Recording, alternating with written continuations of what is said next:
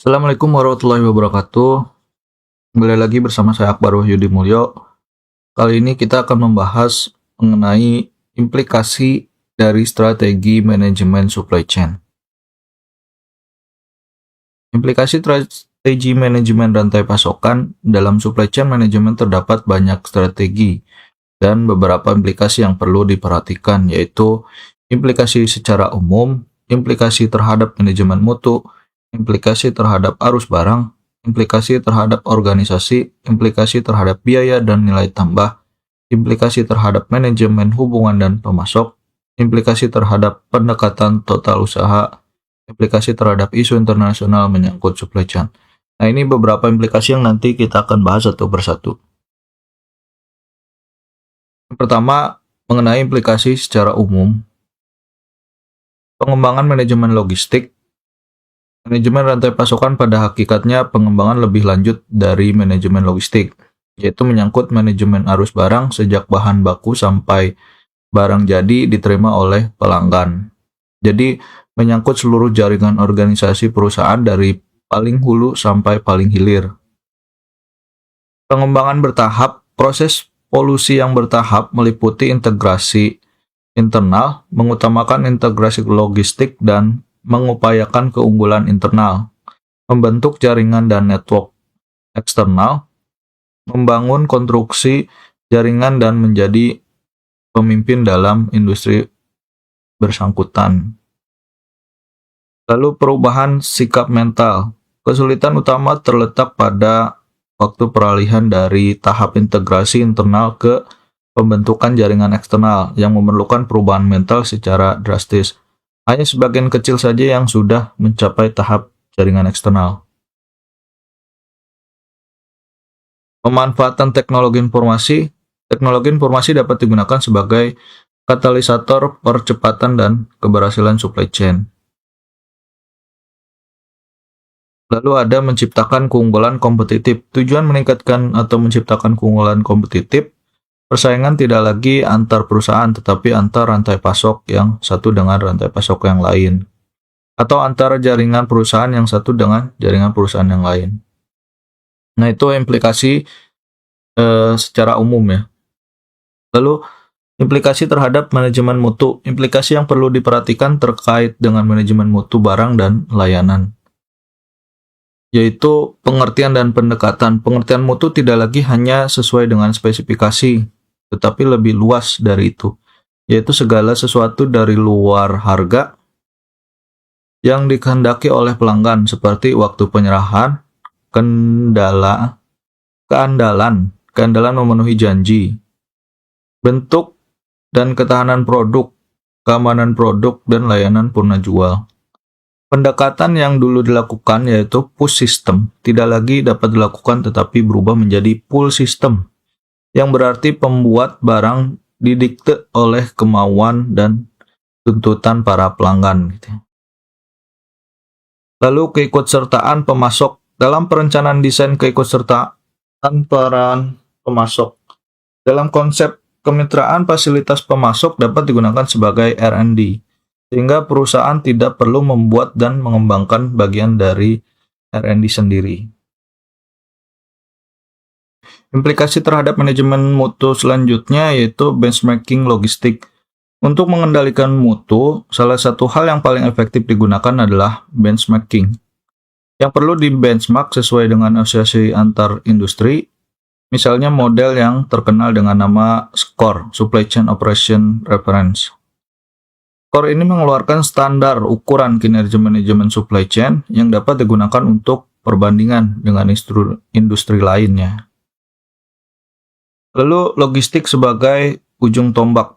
Untuk mencapai kesuksesan rantai pasok, logistik dapat digunakan sebagai ujung tombak dan sasaran pertama penanganannya yaitu rantai pasokan adalah pengembangan pengelolaan logistik. Biaya logistik, khususnya biaya pembelian dan penyimpanan barang, merupakan biaya yang sangat tinggi bagi perusahaan. Itu merupakan implikasi terhadap manajemen mutu ya. Lalu ada implikasi terhadap arus barang. Yang mengenai manajemen arus barang, hal-hal penting yang perlu diperhatikan terutama ialah pengawasan inventory. Mengubah tolak ukur kinerja yakni bukan turnover ratio biasa lagi, melainkan rasio antar revenue dan inventory. Jaringan rantai pasokan lebih berorientasi pada revenue. Pengawasan dilakukan terhadap tingkat inventory pada semua jaringan sebagai suatu kesatuan, yang diutamakan kelancaran arus barang dari hulu ke hilir. Lalu sentralisasi inventory. Sentralisasi inventory yang dimaksud di sini tidak dalam arti fisik, tetapi dalam arti perencanaan dan pengaturan. Selanjutnya ada manajemen lead time. Manajemen lead time diperlukan agar keinginan pelanggan dapat dipenuhi pada tingkat yang dapat diterima oleh mereka, dengan meniadakan kegiatan yang tidak memberikan nilai tambah dan mempercepat kegiatan yang memberikan nilai tambah. Selanjutnya, implikasi terhadap organisasi. Di bidang organisasi, perusahaan atau jaringan, beberapa hal penting yang perlu diperhatikan antara lain. Bentuk organisasi, bentuk atau pola organisasi yang perlu diperkembangkan organisasi horizontal, yaitu berdasarkan proses dan bukan fungsinya. Komunikasi terbuka. Komunikasi antar mata rantai harus dilakukan secara rutin, transparan, terbuka, spontan, dan harus dirasakan serta merupakan kebutuhan sehari-hari.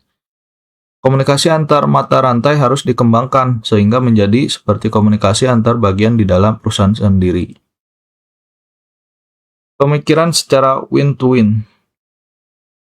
Perlu dikembangkan konsep win-to-win secara terus-menerus gitu ya. Dan selanjutnya, implikasi terhadap biaya dan nilai tambah. Hal-hal penting yang perlu diperhatikan dalam hubungan dengan manajemen biaya dan nilai tambah ialah antara lain analisis value chain. Analisis ini mengasumsikan bahwa tujuan ekonomis dasar perusahaan adalah menciptakan nilai. Itu meliputi primary activity, logistik masuk, operasi, marketing, dan penjualan layanan pelanggan. Support activity, yaitu manajemen sumber daya manusia, pengembangan teknologi, pengadaan, atau pembelian infrastruktur perusahaan. Ya. Lalu target spesifik dan kuantitatif. Spesifik misal tentang lead time, biaya logistik, serta tingkat layanan. Kuantitatif misalnya pengurangan biaya sebesar 40% dalam 2 tahun dan sebagainya. Keberhasilan awal perlu dikenali dan disebarluaskan kepada semua pihak yang terkait agar dapat digunakan untuk menambah motivasi dan gairah pengembangan. Selanjutnya ada cost add and value add activity, membedakan kegiatan yang hanya menambah biaya, kegiatan-kegiatan yang betul-betul memberikan nilai tambah. Prinsip menghilangkan kegiatan yang sama sekali tidak memberikan nilai tambah dan mengefisienkan secara optimal kegiatan yang memberikan nilai tambah. Itu merupakan implikasi terhadap biaya dan nilai tambah ya yang harus diperhatikan. Implikasi terhadap manajemen hubungan dengan pemasok.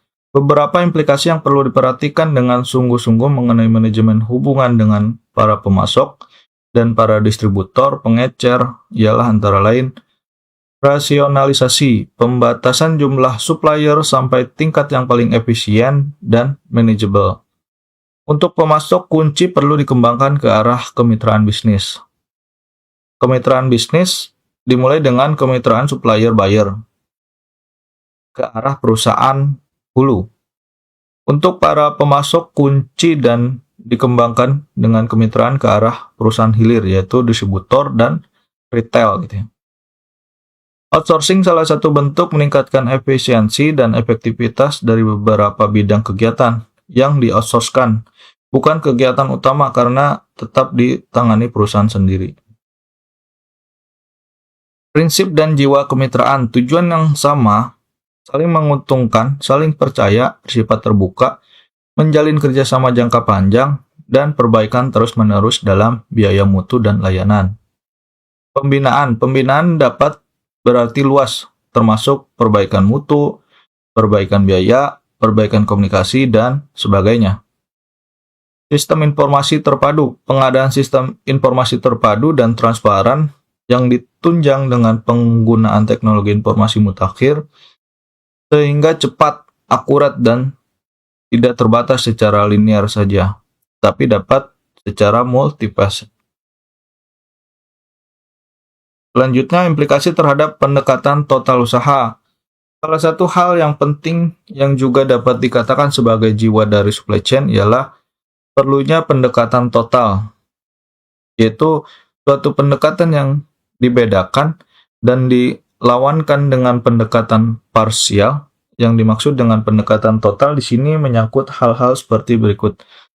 Pelaku pokok anggota jaringan atau mata rantai dalam supply chain yang terdiri dari 5 organisasi atau pihak, yaitu supplier, manufaktur, distributor, retail, dan consumer.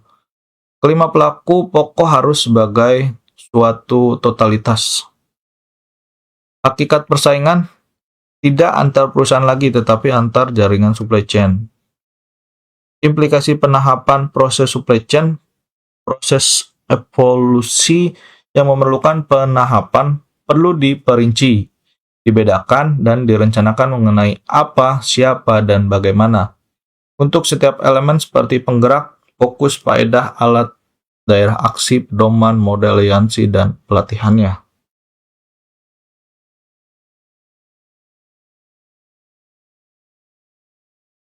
Implikasi terhadap pendekatan total usaha selanjutnya, manajemen jaringan. Kunci dari manajemen rantai pasok adalah integrasi atau manajemen jaringan antar semua perusahaan yang terkait. Perusahaan tetap dimiliki oleh pemilik dan tidak ada akuisisi. Strategi kolektif. Strategi yang dikembangkan bersifat total dan kolektif dan bukan strategi perusahaan sendiri. Perlu diikutsertakan semua pihak yang terkait sehingga dihasilkan suatu strategi bersama yang diyakini bersama dan dilaksanakan bersama gitu ya. Target keberhasilan total. Beberapa target yang merupakan tolak ukur kinerja perlu dinyatakan secara spesifik. Misal, pengurangan persediaan, mempercepat perputaran persediaan, memperbaiki waktu pemenuhan kebutuhan, kenaikan penjualan, peningkatan pangsa pasar, peningkatan keuntungan, perbaikan hubungan dengan pelanggan. Dan yang terakhir, implikasi terhadap isu internasional menyangkut supply chain. Makin lama makin nyata bahwa ada hubungan erat antara operasi global dan pengembangan rantai pasokan. Jadi dikelola dengan baik, rantai pasokan internasional memang dapat menambah kesempatan besar untuk meningkatkan kinerja perusahaan. Tetapi pada waktu yang sama juga menciptakan potensi kesulitan dan jebakan yang tidak kecil. Beberapa tipe supply chain internasional. Sistem distribusi internasional. Dalam tipe ini pabrik masih berada di dalam negeri, tetapi distribusi dan sebagainya atau marketing gitu ya, berada di luar negeri.